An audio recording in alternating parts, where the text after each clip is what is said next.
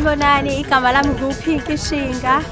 Usuku lami olukhulu-ke namhlanje ngiyashada. Ngishada nomntwana uZulu. Indoda yale le Komzinto esigodini saseKentetoni. Yabona imbali enhle la eMlazi eThekwini. Yabona ukuthi nje ayithathele yona Nkosi yami iziqoqele yona. Ngiyambonga kakhulu uZulu konke kwenzile kumina. Igalelo njalo enzile kumina. Ngiphinde ngibonge umzali wami ngokungikhulisa. Ngize ngibe ngaka nenhlonipho nakho konke. Ngingamkhohlwa-ke futhi umuntu omkhulu kakhulu uNkulunkulu. Lolu suku lela akade elihlelele mina. Ngiyabonga kakhulu njengoba ubona nje namhlanje ngizoba uMesisi Zulu. Umam Irene Ngwakashinga, uma kamakoti. Indodakazi yami le engumagcino wami. Ngiyambonga uNkulunkulu ngayo namhlanje. Siyamkhipha siyamhambisa emndenini wakhe omusha wakaZulu.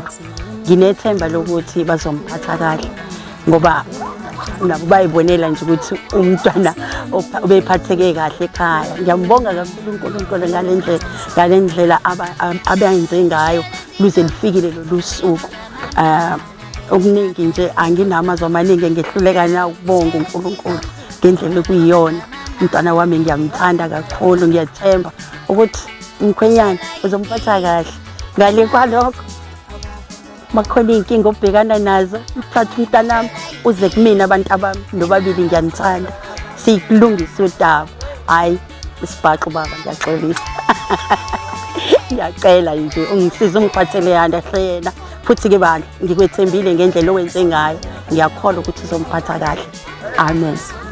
Njengamanje silana eThekwini eMlazi siyaphuma uyaphuma umakoti ngiyakhishwa la ekhaya ngiphuma nani na ngiphuma ngombondo kuzoqala nje kuba umbondo siyale eKentetoni.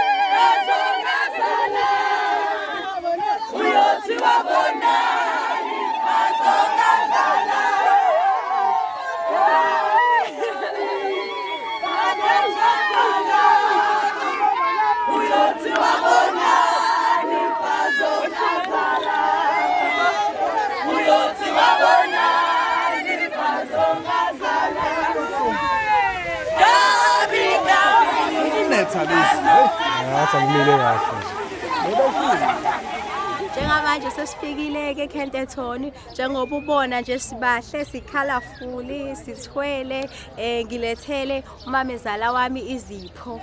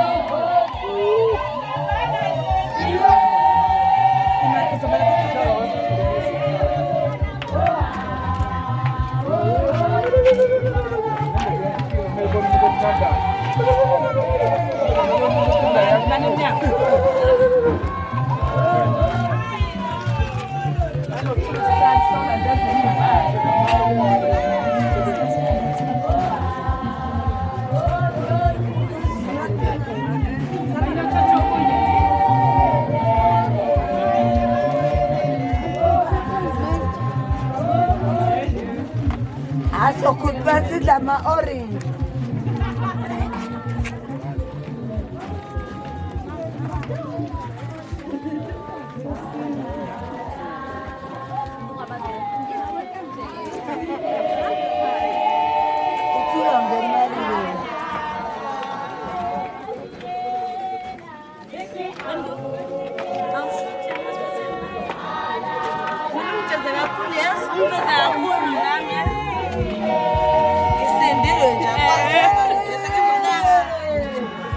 Ai, bom, minha mais. Olha aí.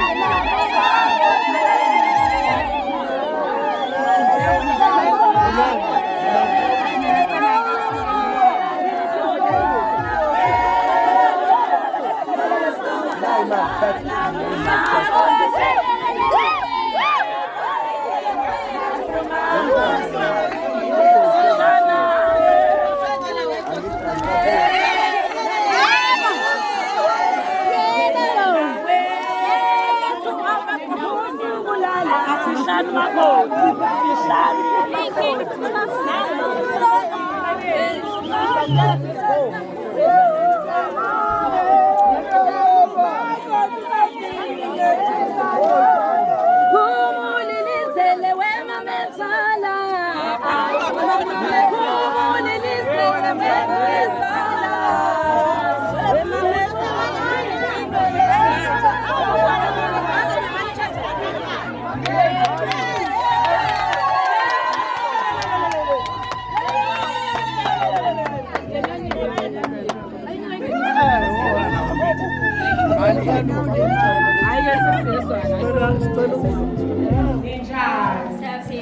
Nathi siyaphila.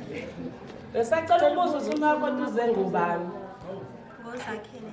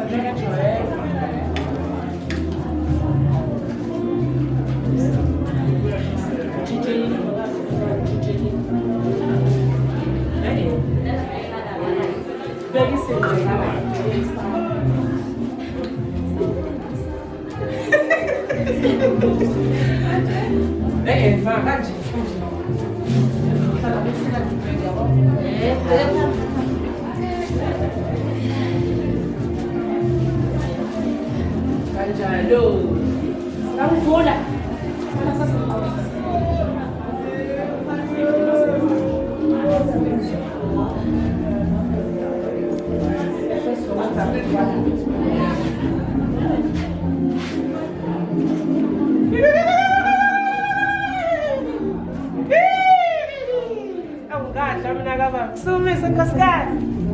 Mama.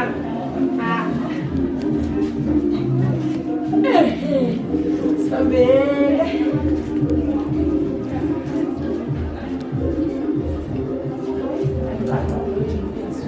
Bentele isuku.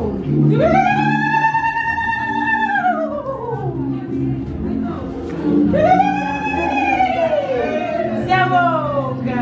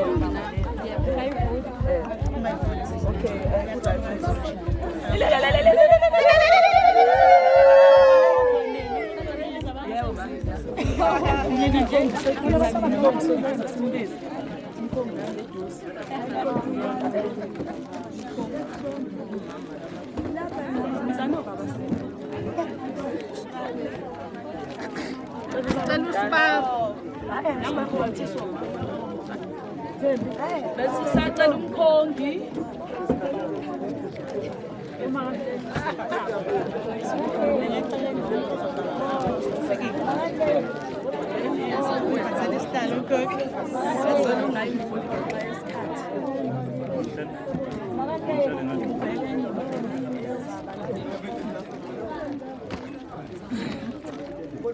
mina phela sengitholela mama shangasi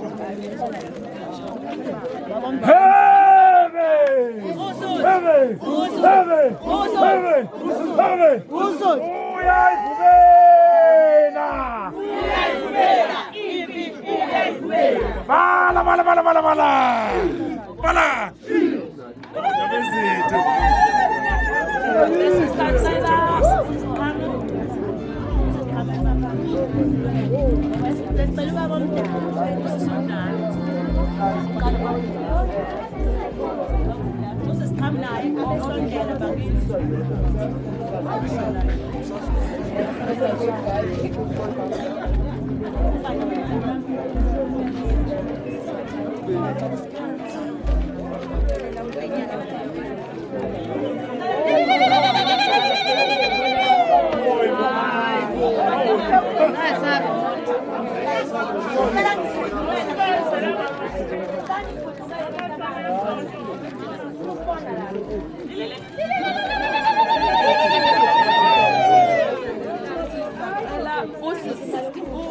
Vamos só check isso, não vamos sair. Ah, ok.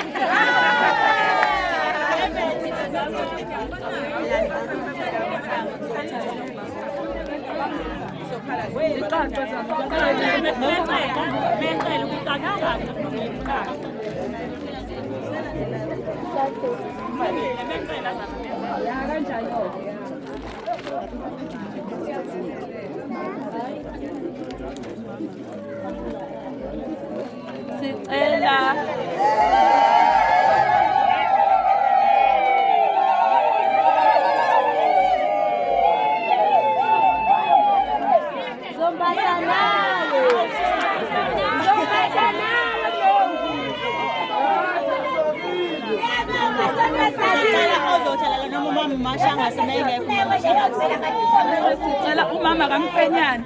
Besisacela umama kaMkhwenyana. Mama kaMkhwenyana. Shona ngapha.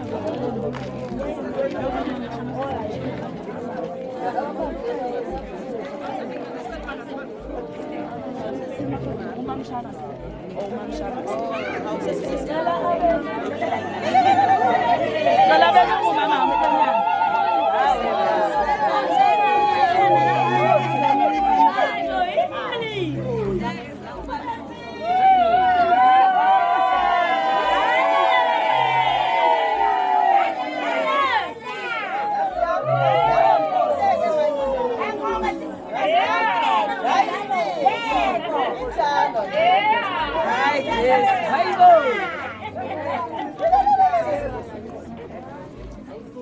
Bathiseni bona abakufunayo.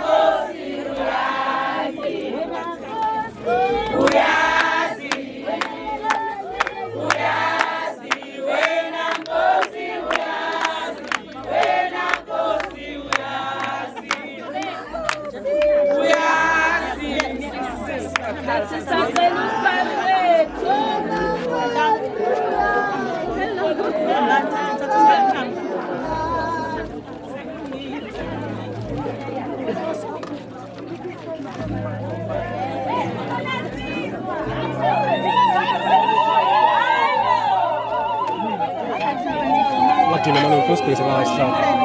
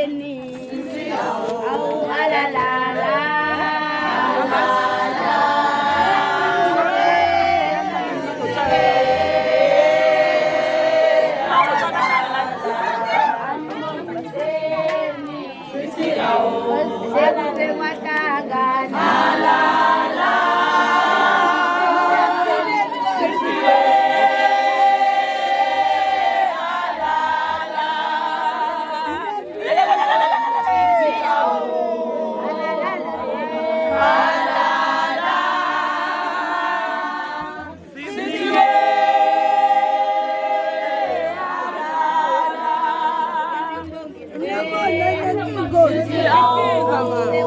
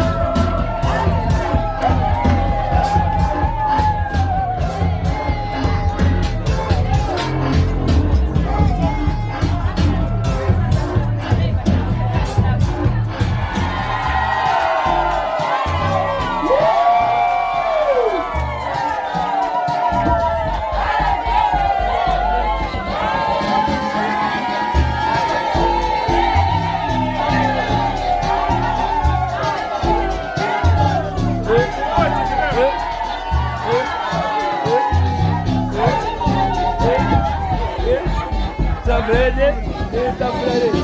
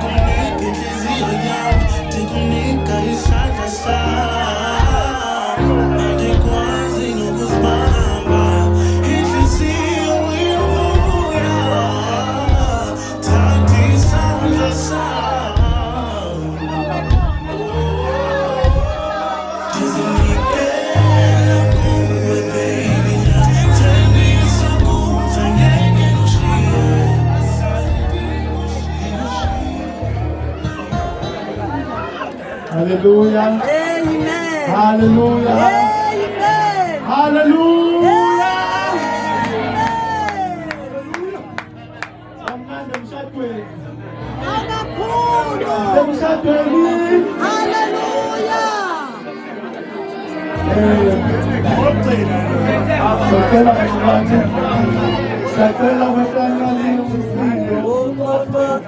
Hallelujah.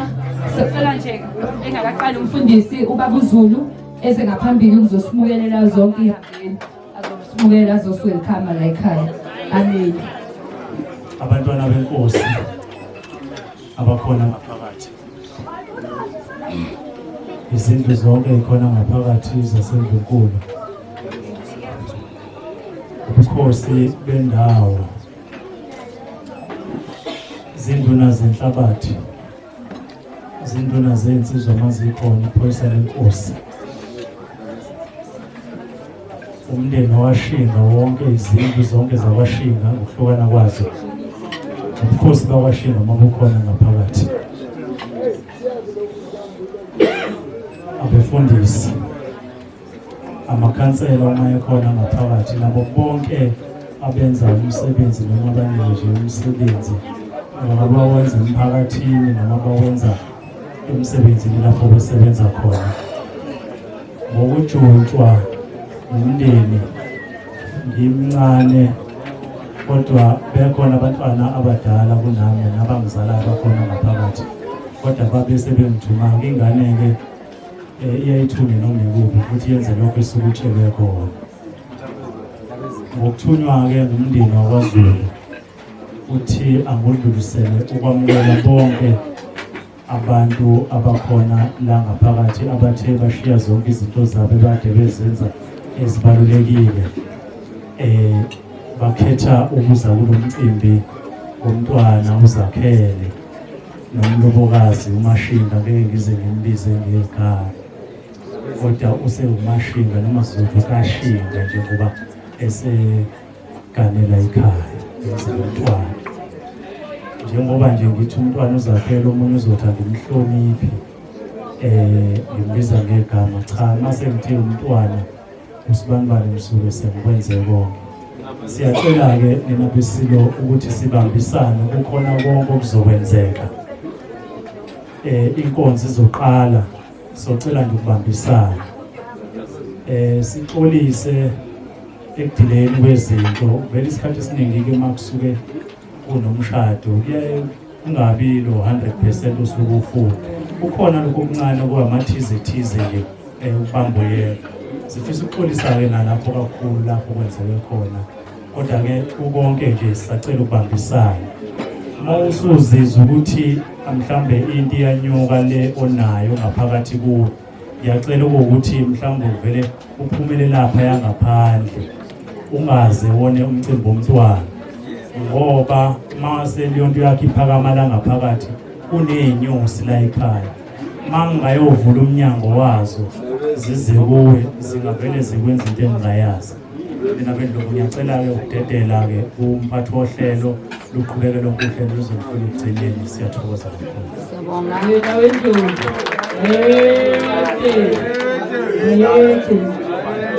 Siyabonga umntwana, siyabonga. Sibingelela umndeni kaShinga kakhulu, sibingelela umndeni wakaZulu emakhosini, siyabingelela kakhulu bantwana, siyabingelela egameni likaJesu Kristu, amen. Sibingelele ihlobo zonke khona ey'suka kude, ey'suka eduze, ey'hlobene khona laba ababayihlobo kakhulu, kube khona laba abayihlobo ngokuqhelelana, ukuthi mase kanje babe yihlobo kakhulu, basondele kakhulu, nabo siyababingelela, babazise kakhulu ubuhlobo makukanje, amen. Siyababingelela nabo egameni likaJesu, sibingelela abangani, sibingelela zonke ihlobo, sibingelela abazalwane abakhona, omakhelwane bakule ndawo, siyababingelela egameni likaJesu.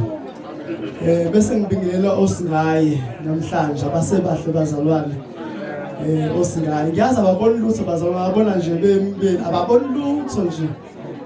Ababona lutho nje, bawabona ey'thombeni nakumavidiyo, kuyimanje nje kuyaduma nje, ababona lutho. Shuthi nenze sure abashuthayo bashutha ngampela, ikhulume futhi. Khona omunye washutha waqedwa, mase kuyalalelwa ingeke azange ikhulume nhlobe lento, bagcina ngokubuka iy'thombe nje. So nenze sure nenishuthayo impela ukuthi iyavela lento, kuyabonakala, kuyakhuluma zonke izinto. Nibashuthe kakhulu futhi bona, sibalulekile thina kakhulu, ibona babalulekile kakhulu, amen. Kwamanye lento ayiqalwa phansi, sayivuqala phansi ukushutha kabusha ngilungisa iphutha. Njengoba bedlula nje la, badlulile, amen.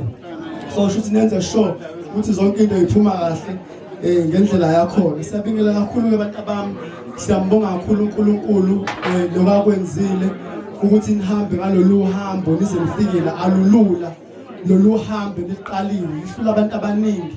Siyambonga uNkulunkulu, siyabonga mntwana, siyabonga Zulu ukuthi angazi ukuthi sike saxoxa nawe ukuthi ayikho enye into ebekuphusha, akekho umuntu obekugqugquzela, kodwa lento beyikuwe yokuthi uzufike kulesi sigaba.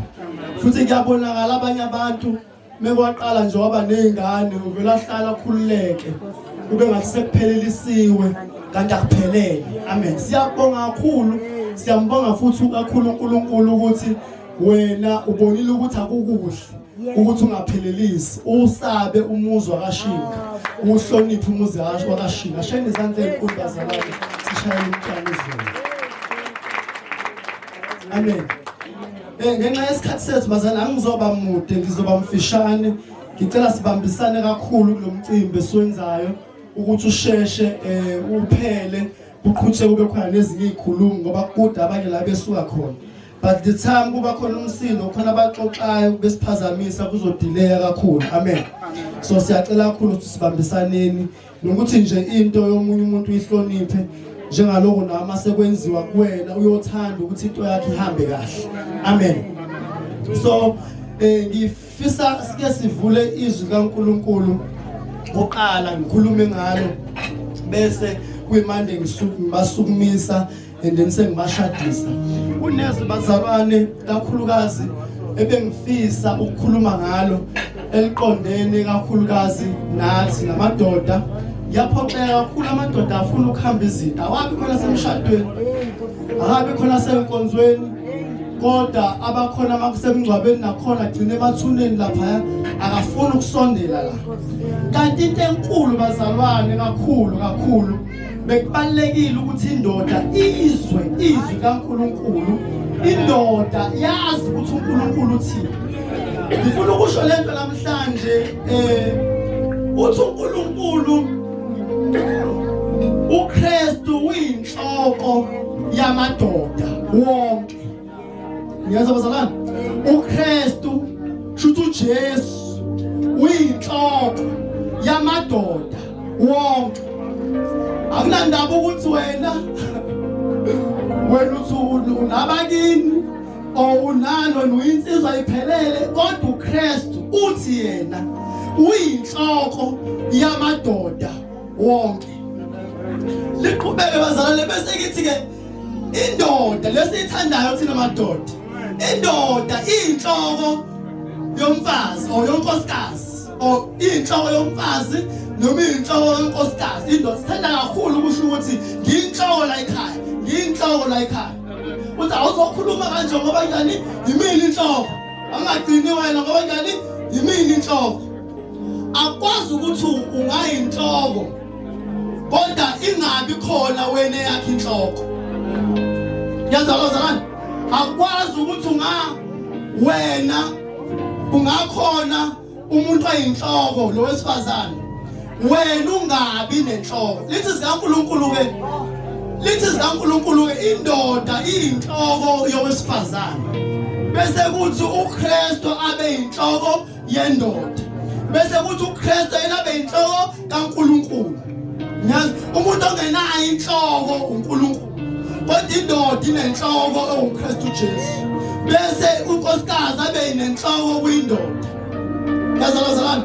So manje into engikhathazayo yile ukuthi amadoda afuna ukuba inhloko, akafuna ukuba inhloko, kodwa akafuna ukuthi uKristu abe inhloko yabo. Kanti manje iphutha elikhulu indoda ukuze ikwazi ukuphatha kahle ikhaya, kumele kube khona umuntu oyinhloko yayo. Ngiyazwakala, kumele kube khona uKristu ozoba inhloko yayo indoda ukuze ikwazi, ngoba ayikho training yokutrain amadoda ekuthiwa ukuze akwazi ukuphatha kahle ikhaya. Kudingeka inhloko nguKristu Jesu ezokwazi ukufundisa indoda ukuthi unkosikazi lo oyinhloko wena wayo umphatha kanjani. So kudingekile ukuthi wena kube khona inhloko enguKristu Jesu kuwena. Yazalozalana. So manje kuyinkinga ukuthi uvele ube inhloko nje, imini inhloko la ekhaya, noma wenza wrong kodwa ukuthi nje imini inhloko. No, nawe kuyadingeka uKristu Jesu azobe inhloko yakho ukuze ukwazi ukuthi uyindoda uhambe kahle. Lithi into amayinhloko isikucontrol. Okay. Into amayinhloko, uma inhloko iyakwazi ukucontrol ikhanda lesitimela, leso liyinhloko lapha licontrol isinqe sonke lesi amakhoji wonke yawa control. So manje uma inhloko i-right, haleluya, uma inhloko i-right iqondile, no nesitimela siyaqonda, kodwa mekwaphuma inhloko kulayini namaguzu nawo aphumele eceleni. So manje awukwazi ukuba inhloko wendoda kodwa ungenayo uKristu Jesu oyinhloko yendoda. Yazakala bazalwane. So before uthatha isinqumo sokuthi manje sengifuna ukuba inhloko njengozulu nje, sengifuna ukuba inhloko yekhaya, kubalekile ukuthi ube nenhloko enguKristu Jesu. Kuzifundisa inhloko uKristu Jesu ukuthi kuhanjwa kanjani emshadweni. Ngikhulume lento bazalwane, umshado akusiwo nje wabantu, umshado uveli kubantu, umshado uvela kuNkulunkulu. Bazalwane, umshado uvela umshado udesignwe uNkulunkulu ensimini yaseEdeni, umshado. So mawungena emshadweni awukwazi ukungena entweni yomuntu kodwa lo muntu ungamdingi. Bazalwane, awukwazi ukungena entweni yomuntu kodwa lo muntu awumfuni yena. So mawufuna ukungena emshadweni mudinge lo Jesu ngoba uyani umnikazi womshado. Haleluya. Uyu umnikazi womshado. Usufuna umshado kodwa umnikazi umuntu ophatha umshado ungawufuni, udesigner womshado ungamdingi. Haleluya. Haleluya. So ngizomemezela emzinto uthi amadoda kule ndawo abe yinhloko. Abe yinhloko emakhaya abo. Mayinhloko. Uyazi nebalekile ngenhloko. Kubalekile wenhloko ukuthi nihambe niyovela emabandleni. Njengenhloko. Uwena otestayo njengenhloko. Manje busana ukuphusha amakhosikazi. Neyingane abahambe bayothandaza lapho. Inhloko ayihambe eqala. Mina nje kwaqala mina ngayo enkonzweni. Umama walandela ngemuva. Ngoba ngiyinhloko. So manje angikwazi ukuthi qala umama mina ngigcina umama lapho useyini uyena oseyinhloko. Yiko bona betatazela abafundisi bayatatazela bebona umfundisi. Batatazela bona abafundisi. Wena uyidlala irole yakho kuba inhloko ekhaya. Mina ngoba phela ekhaya wena umfundisi wena umpriest. So manje ekhaya ubona umpriest. Mebona wena ubona umpriest. Ubona inhloko ekhaya ewumfundisi futhi la ekhaya. Nezazalana manje wena wena ungaye ebandleni, ungaye ekholweni, uphusha yena phambili. Wena ube ngamuva iphi inhloko? Bese uthini? Yimi akaseke sidingo sokugqugquzela nokulowa usho uthi ngiyinhloko, yimi inhloko. Nezazalana asikho isidingo sokuthi uthini ulokuthi yimi inhloko la ekhaya. Yimi inhloko la ekhaya vele uyiyona inhloko. Ukuhamba phambili kusho ukuthi umama uyabona ukuthi uhamba phambili ukuthi uyinhloko. Manje mawuhamba ngemumva umama uthile khohlwa ukuthi uyinhloko bese lokumkhumbuza yimini inhloko, yimini inhloko. Haleluya. So asitakhunjuzwa ukuthi siyinhloko, akubonakale ukuthi siyinhloko. Amen. Haleluya. Praise the Lord. Angene kuleyo mshado ke bazalwane. Ngicela sivule laphana uGenesis chapter 2 verse 18. Genesis chapter 2 verse 18. Kukhuleka kanje bazalwane. uJehova uNkulunkulu wathi akukuhle ukuba umuntu ahlale yedwa. Ngizakumenzela umsizi onjengaye. Haleluya. uJehova uNkulunkulu wathi akukuhle ukuba umuntu ahlale yedwa. Ngizomenzela umsizi onjengawe. Ngithandela isingisi bazalwane ngoba liyacacisa leli lesizulu lithi umuntu. Kanti leli lesingisi liyachaza ukuthi it is not good for the man to be alone. Ngizozalana liyacacisa ukuthi indoda. Leli lesizulu licacisa kahle lithi umuntu kanti indoda. Ngizozalana. Okay, lento ke izulu oyenzayo awuyenzi ngoba naku wena uthanda ukuyenza noma wena ubone kufanele uyenze. Wenza into okubone uNkulunkulu wena ungakabi khona. uNkulunkulu obonile ukuthi akukuhle. Lithi izwi kaNkulunkulu kwafike wadala umuntu, wadala ilwane, wadala yonke into. Bese kuthiwa umuntu akayiqambi. Wadala umuntu wayiqamba ilwane, wathi inja le. Inja yenza ubunja, wathi inkomo yenze njalo, wathi imbuzi, zonke ilwane, wathi inyoni le, wathi ijuba le. Zonke ilwane ayibona umuntu yena wanikezwa igunya lokuthi akaziqambe. Haleluya. Uma umuntu eseyiqambile ke lezi ilwane wabonakala umuntu ukuthi zikhona lezi ilwane uhleli nazo kodwa still umuntu nesizungu unikiwe insimbi abalimayo uyaphuma yolima kodwa noma elima akekho umuntu axoxa naye babonakala wasethi uNkulunkulu no akukuhle ukuba umuntu ahlale yedwa boyesethi ngizomenzela umsizi onjengaye nezazalana so akuwena Zulu odecide uNkulunkulu owadecide ukuthi akukuhle ukuthi wena uhlale wedwa wathi ngizokwenzela umsizi onjengawe so manje lento ke ibalekile ukuthi uma decide uNkulunkulu noma kuba nezinkinga endleleni kodwa uye kulo wa decide ukuthi angimenzele umsizi onjengawe ukwazi Zulu fanele ube nobudlelwane naye ukuze ukwazi ukuyosho uNkulunkulu ukuthi lo msizi ongenzele yena unjani lo msizi ongenzele yena usenzeni hayi utshela abantu utshela uNkulunkulu lo msizi okunikela kwale ngida khona amen kusho wena ndoda angithi ukwenzela umsizi onjani onjengawe athi ubaba wami mekhuluma le ndaba athi uthe uNkulunkulu ngizokwenzela umsizi onjengawe uma njengasho ukuthi ufana nawe mombone neconza alisuki nje kuyena iconzi la kwena likhona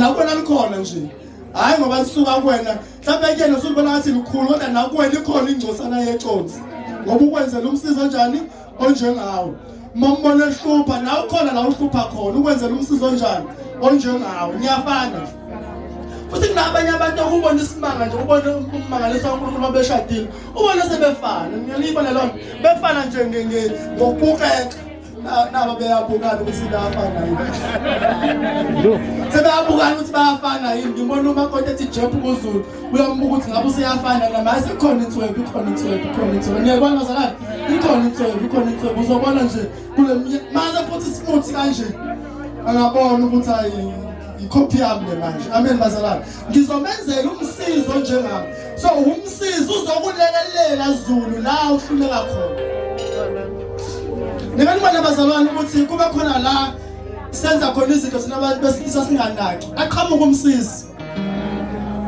afika umsizi abone athi hayi baba yini ndaba singenzi kanje yini ndaba singenzi yini manje njani lapho uyakusiza lapho uthi ugologoloza kancane ubuye ubone ukuthi yazi lo nkosikazi uhleli wedwa awuboni kuyandodakazi ubona izixhayeke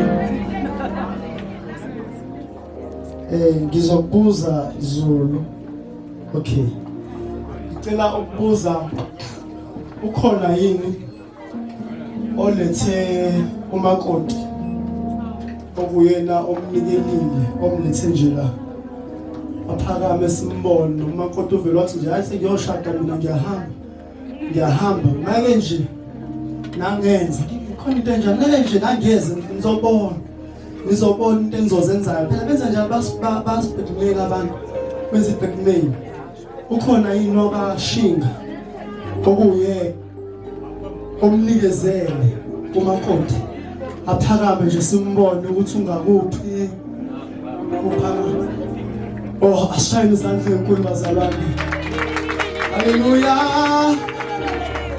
shuthi ubaba la awenze besuka ubaba usho ukuthi namalobolo uyawazi afika uyaphinga baba uyawazi kahle ngezazalwane uwazi kahle amalobolo afika haleluya uyawazi kanjani amalobolo anjani afika amen asazi yena kaZulu ngibuze nakhona mhlawumbe Zulu nje walobola ngale eThekwini abaziwe zaphuma ngale khona la ekhaya owaziwe haleluya ukhona la kaZulu owaziwe nje uphi Oh sima sikubona. Ashayini izandla ezikhulu bazalwane. Hallelujah. Sizulalo volanga esuka ngale Adam Zero vele kaphumela ngale. Wangasho lutho ekhaya wabika ekhaya ukuthi hayi ngeke. Sengibonile ukuthi akukuhle ukuthi ngihlale ngedwa. Ngidinga umsizi nje njengami. Amen bazalwane.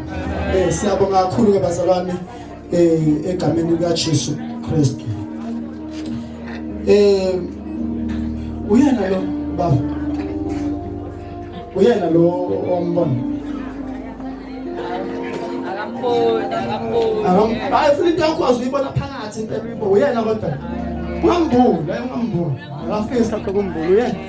Vele impela. Lapho uthinte nesandla mhlawumbe uyena. Hayi okay. Hayi. Uyena. Okay. Kunento bazalwane mina ngibuza kanje kwenzeka eBhayibhelini wathi uyashada lo kanti ushada nomunye udadewabo kalomunye. Sele kanti lokushada manje uyambula hayi kwakusiye nje lo ngimdingayo wathi hayi akwazi ukuthi omdala omncane angashada omdala engashadile. Akwazi ukuthi so awuphinde ulobole lona ke futhi bathathe bobabili. So manje iyo ngizama ukubuza before ngibahlanganise nje ukuthi uZulu uyabona yini kahle ukuthi uye yini le ambona uthe uyena. Uyena lo ambonayo. Okay. Ngicela ukubuza umakoti ke manje lo mbuzo ukuthi indodakazi yami iyona lensizwa wayibona navumelana naye. Yebo iyona. Hallelujah, sikizeni bazalwane. Hallelujah. Uthi yebo iyona. Methi yebo iyona nje ukuthi I do ngiyashada bazalwane. Waphela bezosho ukuthi hayi ngeke ngakuyona.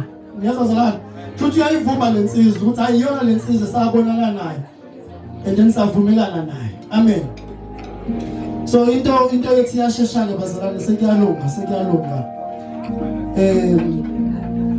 Ngifisa ukubuza ngenza abantu bashintshe ukuthi izulu sihambile ni mic yakho wayikhona ukuthi izulu usaqhubeka namanje usasho ukuthi hayi uphinki shinga uyafuna ukuqhubeka umthatha ngomngaka noma usushintshile hayibo sifuna ukuzwa nje usaqhubeka yibona umshado lo manje wathi hayi manje hayibo wathi ungakhalisa nganyama uthini manje Maswisi phansi. Maswisi hayi ufuna ukuthini yisho uzwe wanamalivu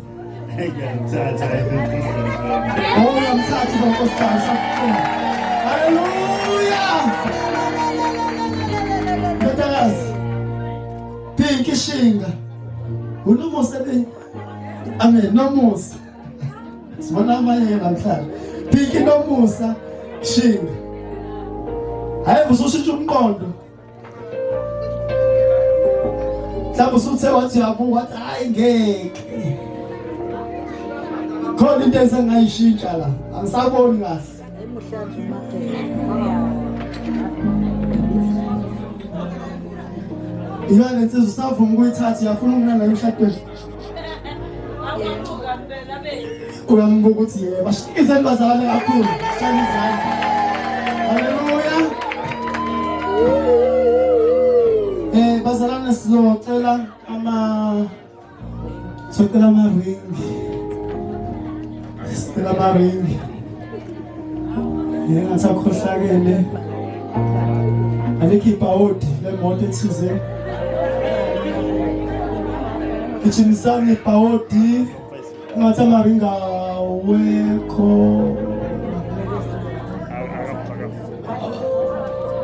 Ayoko mechanic la letha amabhawodi. Lenda nawo. Awu siyabonga. Bese feel mechanic. Bakhona abafundisi abakhona. Bese nje la phambili sizokhuleka. Sizobusisa la ring before bafake. Ngicela baba yazi mamkhuzwayo ngoze ningibambise nje sikhuleni namaringi before abafana amasangoza sibamfundisa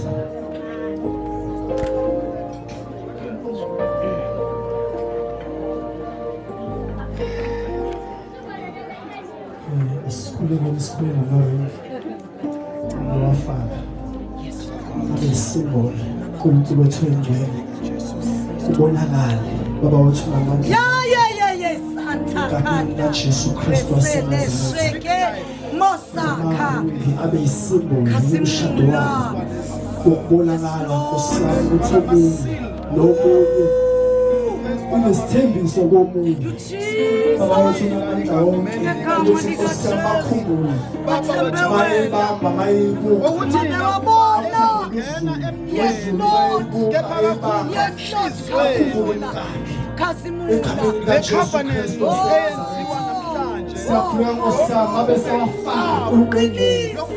abenzi nje Nkosi yami benzela abantu benzela ukuvuka kodwa uNkulunkulu engcwele bezikhavani abayenzi nathi kodwa bayenza namazulu uqobo bagcine Nkosi yami bakhaphe ngalamaringi ngisho isitha Nkosi yami asibone ukuthi sebethatheni sebethathiwe lokhu usethathiwe asenamandla okungena phakathi kwabo egameni likaJesu Kristu waseNazaretha abawuthona amandla wonke siyabopha siyakumisa konke kwesithi ukuthi ingakwazi ukungena phakathi kwabo uNkulunkulu wethu amandla wonke ngegama likaJesu Kristu waseNazaretha in Jesus mighty name.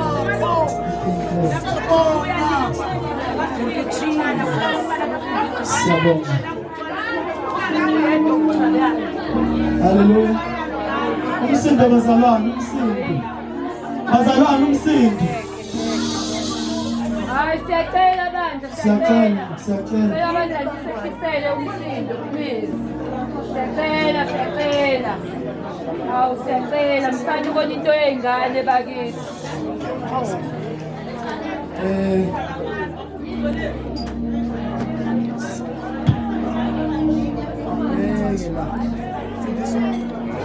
Ngibeka mfundisi. Wakho noZulu.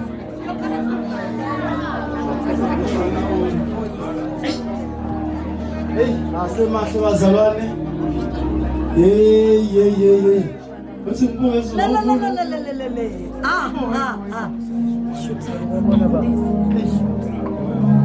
Ngani bazalwane?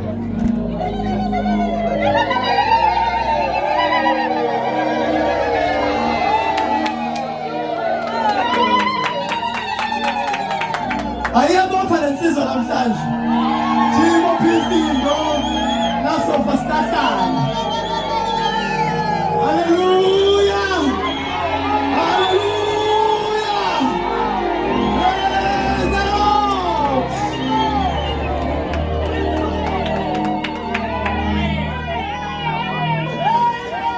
Hallelujah. Bhekana nje phenduka ubhenga kuyena and then bese uyikhipha iringi lapho. Bese uyakhuluma bese umnikezisa angazi Zulu ukuthi into yakhe imi kanjani bona umuntu ofaka iringi uyawazi angazi uyawazi umuntu ofaka iringi ngempela uyawazi muphi Zulu hayi lo muphi okay uyawazi ishoyo Zulu ithembiso ishoyo ifungo ishoyo bese emva lokho ufaka umkakhe iringi Kale Nkosikazi. Ngizothembisa ukuthi ngizomfazi ngokwasemzini wethu nakithi ngibonge ngoba nje waba kahle kadwa umfazi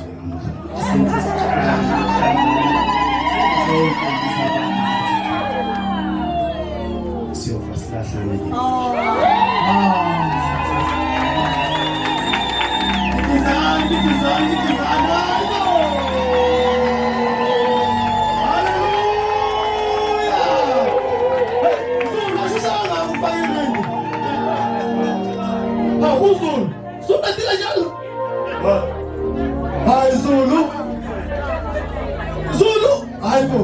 Okay. Hayi uyifakile bazalwane. Hallelujah. Ngathi thuzo bambela umnakho ke manje. Okay. Pink. Nomusa shinga. Ake sizwe mashinga. Ukuthi uthini kule nsizwe akaZulu.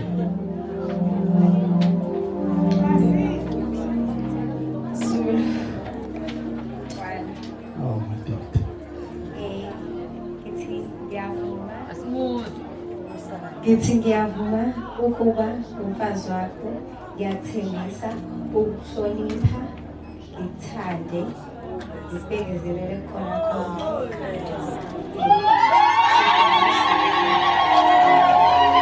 Asikizeni bazalwane, sishayeni izandla.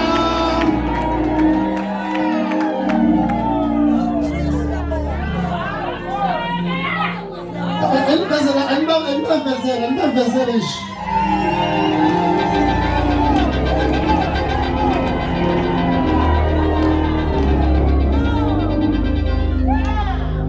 Hayi siyemphela ndaba ke manje. Mntwana siyemphela ndaba masekulungile.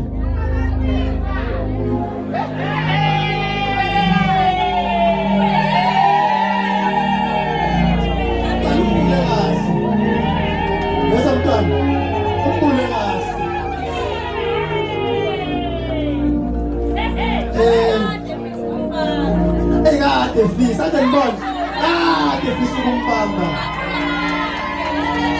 nje lokumbamba ulibamba igunya lokumbamba elingabiza kambamba lokubuka namanje babambe ubase bambanana oyini onangusile kuthini ngisishini nitsababambana. Okay. Siyabonga Zulu, siyabonga bazulu. Uthini bo? Madoda. Nilindele bazalwane, nilindele manje landela. Oh. Okay, akube njalo kaZulu. Kiss and cry.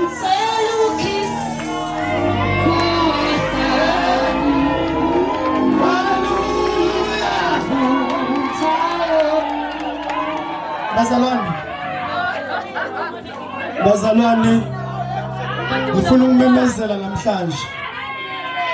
Yes. Ngifuna ukumemezela namhlanje. Ngifuna ukumemezela nje namhlanje.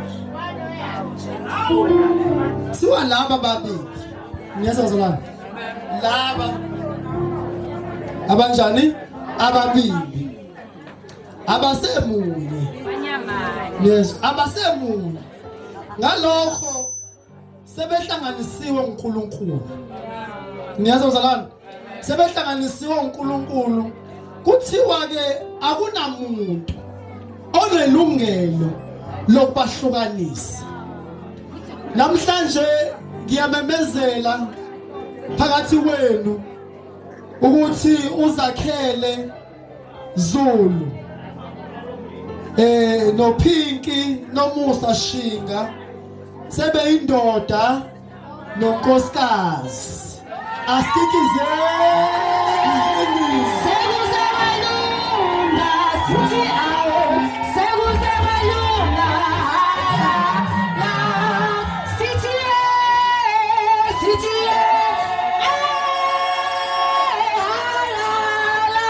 siyanibangela sithi awu halala thina sithi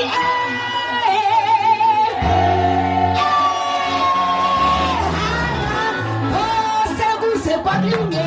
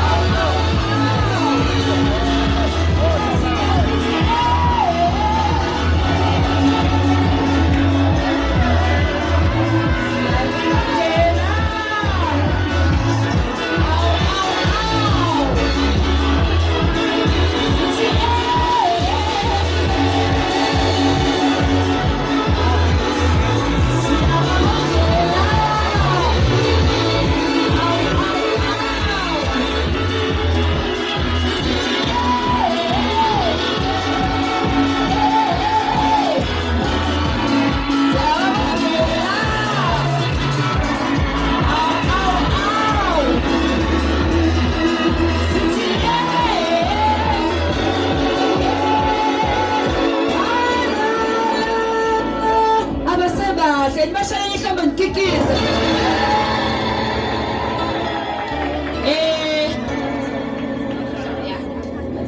Ngenxa yesikhathi mayekhona ozolokhu esukuma nje. Ngenxa yesikhathi ngizocela nje ukuthi lezi ikhulumi zize nga2-2.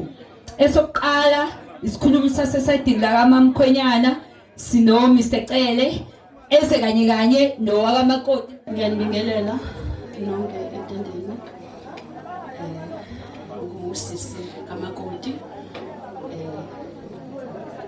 siphile kahle nosisi wethu bekumnandi besibambisene uyikho konke kithi njengoba esephumile manje ekhaya unesikhala sakhe uma ubememeza yena ngoba bese kuyena umagcino osekhaya futhi umanje sesele nabafana umuntu akade khona uyena usisi wethu sikhula isikhala esizosala njengoba ehambile kona siyabonga ukuthi abakaZulu basenzele umusa basithathela yena kodwa ngakwelinye iside siyakhala sithi ayi ngeke engathi bengabuyela ekhaya kodwa ngokuhleke manje sithi hamba kahle sisi wethu siyakuthanda kakhulu sisi wami sishera yonke into mina nawe ngithanda ukuthi nje ubungihlonipha ubungangithathi noma kanjani ubungenza ngizifile ukuthi ngosisi ubungibeka endaweni nje ngiyabonga kakhulu ngibonge kakhulu nabakaZulu basenze umuntu ngawo siyabonga amen. Siyebanganini sinozama Gasa noXolani ngabhala isibongo. Uzama Gasa ukhona? Zama Gasa ukhona? Umngani kamakoti ukhona uzama wakaGasa? Sanibonani. Yebo, njani? Ngiyaqolisa kodwa ukunilindisa kodwa ke senifikile. Uyena kuzama wakaGasa lo mngani kaPinky Shinga. Umakoti wethu namhlanje omuhle. Engakusho nje kumngani ukuthi ngiyabongela mngani wami namhlanje ukhulile. Ngicela uhambe uye kwaZulu uyokwakha. Mawuhamba ngicela uhambe nalesimali sakho esihle mina engisaziyo. Uhambe nalentobeko yakho engiyaziyo mina futhi nabanye bayazi bengangifakazela. Uhambe nomesaba uNkulunkulu. Niyazi ukuthi umuntu esifazane othandazayo. Ngiyacela ke ukuthi mangaba njengoba usufikile kwaZulu usuzokapha ungamshiyi uNkulunkulu eyisekelo sakho konke ozokwenza kwaZulu. Kukhona nevesi engikulungisele lona elithi owesifazane ohlakaniphile uyayakha indlu yakhe kepha oyisifula uyayibhidlisa ngezandla zakhe. Ngiyathemba ke nawe mngani ukuthi uzoba yilo wesifazane ohlakaniphile ozokwakha. Ngiyacela ukuthi uNkulunkulu ningamshiyi ukona konke enikwenzayo ninozulu. Ngiyabonga. Ngokukhulu kwethoba mina umfundisi ihloko kangani namakhelwane ngiphatha ohlelo. Akukho okunye ngizokusho ngaphandle kokumbongela umfethu uZakhele ohleze engigqegeza ukuthi ngimdala ngawo kumele ungilalele. Ngifunde kakhulu kuyena ngimfisela ukuthi aqhubeke baphathane kahle Sisiphinki bangavumeli ukuthi bajoyine omunye umshuno ongekho right baqhubeke ngokuba warm to each other noba nomthando. Ngiyabonga. Ngibingelele umndeni wakaZulu, ngibingelele umndeni wakaShinga, bese ngibingelela the newlyweds. Congratulations. Sanhalalisela uNkulunkulu abe nani. Kuthiwe angizokwenza inkonzo yokwamukela umakoti. Ngingumama Mshozi, ngisindisiwe egameni likaJesu. Haleluya. Kuthiwe ke angizokwenza inkonzo yokwamukela umakoti. Okokuqala nje engizokusho Proverbs 31 verse 30 ukubukeka kuyize. Ubuhle buyinkohliso nokubukeka kuyize, kepha esifazane osaba uJehova uyakudunyiswa. Ngifuna ukusho nje ukuthi nje ungena lana awukwazi ukuthi ungahamba ungazani noNkulunkulu. Kubalekile ukuthi muhamba ushadile uzokwazi ukuphatha ikhaya wazane noNkulunkulu. So liyashiza lenkosi lisukubukeka kuyize nobuhle kwenkohliso. So okubalekile kwena ukuhamba wesaba uJehova. Engizokusho yilokho. Hallelujah.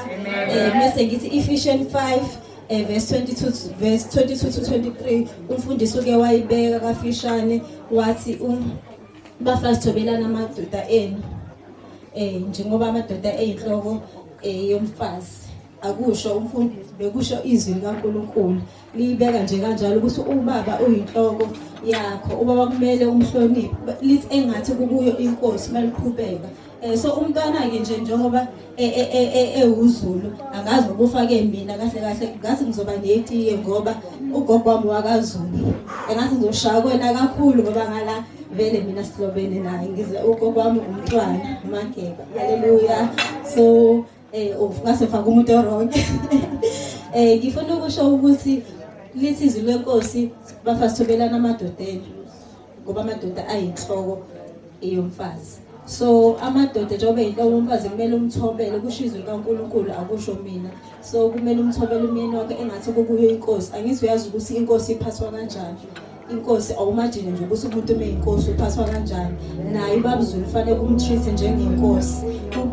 UbabuZulu awukwazi ukuthi uvesane nje umlethele ukudla nje ngesandla. UbabuZulu kumele ufake ukudla etrayini umboze umhambisele ubabuZulu. UbabuZulu fanele abe nenkomishi yakhe. UbabuZulu akaphuzi ngenkomishi ephuza noma nombani.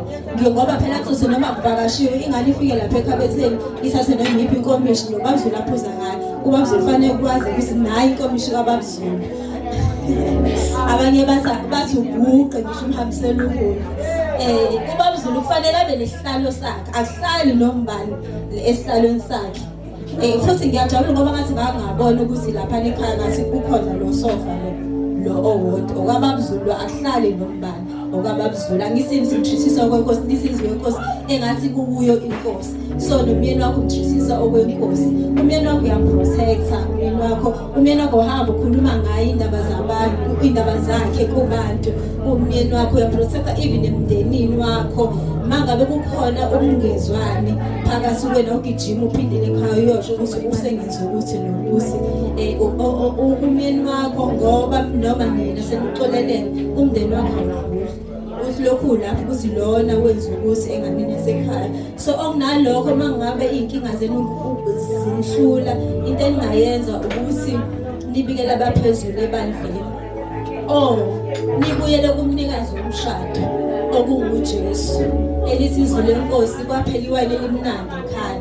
Thi uJesu wenze limnandi kakhulu kunelaseqaleni. So makhona ivunguvuku zifika zimshaya nibuyela kumnikazi womshado. Uyobusiyo umtshela uJesu uthi kahle kahle nangu lo myeni wangini omnika yena nani sengenza ukuthi nokuthi thi uJesu wenze iwayini elimnandi kakhulu kunelaseqaleni. And enye into engifuna ukutshela yona nina njengoba nje nilo mshado niphila nje impilo yenu. Anibuke eminye imishado yabanye abantu nenza izinto zenu with your own pace. Awuzukufakela kuba uZulu ingcindezi ngezinto oyibone kwenye ikhaphulo usuzokumtshela ukuthi ufuna this ufuna that ngoba ubone lapha nina nenza izinto ngendlela yenu. Umshado wenu lo anibukeli kwabanye abantu. Enye into engizoyisho kudingeka usukube ikhaya elinothando. Ikhaya lelo kuzokwenzeka ukuthi uhambile wayemsebenzini uyabuya khona izinto ahlangabezene nazo ezingamphathanga kahle. Mangabe kuwukuthi wena awunayo leyo mpatha ngithi wena uzoba umsizi wakhe. uNkulunkulu kwethembile njengoba ukulomshado ukuthi uzoba umsizi wakhe. So kufanele kube lula ukuthi abuye ekhaya areport ukuthi ngithe ngisahambile kwenzeka ukuthi nokuthi. Wena uzobe usuyakwazi umencourage umduduze la ungamduduza khona azizwe nje comfortable. So kubalekile ukuthi kube ikhalo. Sanikuningi engakusho ngenxa yesikhathi ngizocela ukugcina lana egameni likaJesu. Haleluya. Nanokuthi ke okunye engifuna ukusho ungakhohlwa makukhona ungezwani phakathi kwenu anixabani phambi kwengane. lokuthi nje nixabane phambi kwey'ngane zasho ukuthi iy'ngane ayiboni kuzokwenzeka uhambe nobabZulu enze into nje ongayithandi nje phakathi kwabantu awuzuthi ye wena phakathi kwabantu uzomlinda nifike ekhaya bese uyasho ukuthi baba la angizange ize ngithande sicela silungiselana la angisho mina izinto ey'ncane nje zokuxabana njengokuthi nje kufanele ukuthi understand babZulu njengokuthi nje bayathanda ukuthi babe nenkanyane yabona so kwesinye isikhathi wena uzosilo umbala uphiki yena athi ubomvu lo mbala mvumela uthi hayi yebo babubomvu uzomuzwa ngelinye ilanga ethi kodwa nkosikazi azoqinisile ukuthi lo mbala uphiki ungabe usuthi akutshele awusho kanjalo mvumele nje akwenziwa kanjalo ngizocela ukugcinela ngenxa yesikhathi in Jesus name amen. Hallelujah. Ayibonge inkosi. Ayibonge inkosi. Ubaba Lembede njengoba sishilo ngiyabingelela. Hallelujah. Mphathi ohlele egameni lenkosi. Hallelujah. Ngibingelela ihlobo nabangani abasuka kude nabaseduze. Ngibingelela abaholi bendawo, isiphathimandla sendawo egameni linamandla igama lika Jesu. Ngizobingelela umndeni wakwaZulu. Ngizobingelela abantwana. Hallelujah. Ngizobingelela umndeni wakashinga okuyimndeni emibili esihlanganisile namhlanje. Ayibonge inkosi kakhulu ngokukhethekile. Ngibingelele ubaba. Hallelujah. Kanye nomama uZulu. Hallelujah. Sibashaya izandla abazalwane. Hallelujah. Siyambonga uNkulunkulu ovumile ukuthi lesi sigaba uZulu asithathile amvumele angene kuso. Lithi izwi likaNkulunkulu athi uJesu ngiyindlela neqiniso nokuphila akekho oyababa ngaphandle wami. Hallelujah. Ngize kule ndaba kaBaba ngizokwamkela uZulu ekubeni ubaba uZulu. Hallelujah. Ngizomtshela ukuthi lento kaBaba into yendlela ayithathwa ndawo iyinto kaNkulunkulu. Hallelujah. Sawona Zulu. Ngizothi mfowethu indaba kaBaba indaba esithathe kuBaba osezulwini. Asithathanga kwababa abazalayo, asithathanga kokhokho, kepha sithathe kuBaba osezulwini. Hallelujah. Namhlanje uyangena ekubeni ubaba. Namhlanje uyindoda ephelele. Hallelujah. Elithizi kaNkulunkulu ofumene umfazi, ufumene intenhle. Ngizothi mfokaZulu uyindoda emadodeni. Abantu abaningi besilisa abakwazi ukungena. Abakwazi ukungena nokuhamba lolu hambo ozolihamba. Bayehluleka. Kodwa ngizothi kuwe inhloko yamadoda onke nguKristu. uKristu umenze abe ukuthula kwakho. uKristu umenze abe yikho konke kulokhu ongena kukho. Ngoba into ongena kuyona ungayifundanga ndawo. Cishe zonke izinto ziyafundwa. Uthola isitifiketi sazo usuqeda ukufunda. Iyona kuphela lena othola isitifiketi ungakafundi ungena kuyo. Ingakho kumele uthembe uNkulunkulu uma uzongena kuyo. Hallelujah. Hallelujah. Zulu. Okay.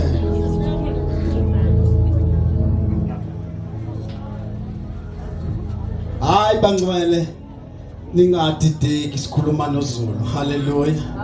Ngifuna ukuthi mntakaZulu njengoba ungena kule nsimu ube nenhlanhla wokuthi ungene kube khona sebehambile.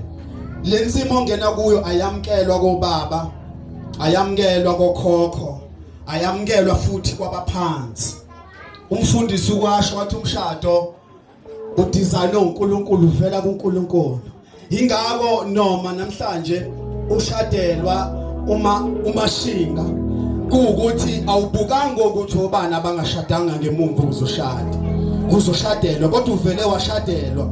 Nakuba bekhona mhlamba abangashadelwanga ngemuva. Alibonke igama lenkosi. So ke mntakaZulu Zulu 3 izinto okufanele uzazi. Umkakho umthande, umkakho umvikele, umkakho umhloniphe. Angikhulumi nje, ngikhuluma ngoba ngiyazi ngikhona emshadweni 15 years ngisemshadweni. Umkakho uma kukhona ungaboni ngasolinye ungamshawudi. Umkakho iba nendlela yokudila naye. Kunezinye izinto umkakho azozenza okufanele ushaye ngathi awuzibonanga kanti unendlela yokuzicorrecta. Ngifuna ukuthi umkakho uma usuhlezi naye kunezinye izinto ozozibona kuye okuzobizwa ukuthi umkakho ube umngani kuye, umkakho ube ubaba kuye, umkakho ube umkhwenyana kuye. Ngamanye amazwi ayikho into efanele uleke kuyona kumkakho. Mangalinganisa mhlambe umkakho akayitholanga iphathi kababa ngiyalinganisa. Loyo phathi ifunakala kuwe. Wena sekufanele ube umngani womkakho ukuze abangani bomkakho bengeke baba abangani bomkakho. Wena sekufanele ube manje uhusband, housebond, wena oqinisa indlu. Kuzoba bridegroom, njengoba bridegroom wena ufanele ugroome umkakho. Umkakho ufika shapeless. Hallelujah. Ningadinwa bangcwele, ningadinwa khona ukusiphazamisayo kancane eminyaka. Ngibingelele bonke abakhona abazalwane, ngibingelele umakhelwane egameni lika Jesu. Ngathi nje all protocol observe. Lo omphambi kwenu umama Masango egameni lika Jesu ngumntwana kaNkulunkulu ngisindisiwe. So bazalwane sizokwenza inkonzo yokusika kwekhekhe. Le nkonzo le ibalekile kubantu ababili uma sebehlanganisiwe, uma sebeshadile ngoba sobe sebe umuntu munye. Yonke into abayenza sefanele bayenze behlangene bebambisene be umuntu oyedwa. Ngizocela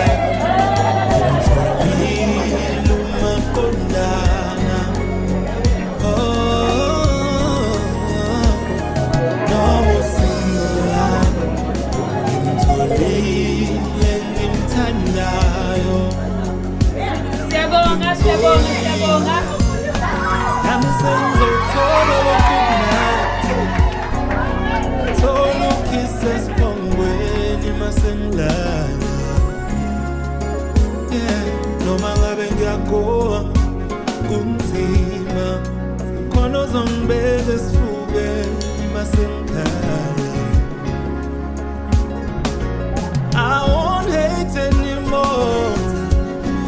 Mangona bantu bethandana. No.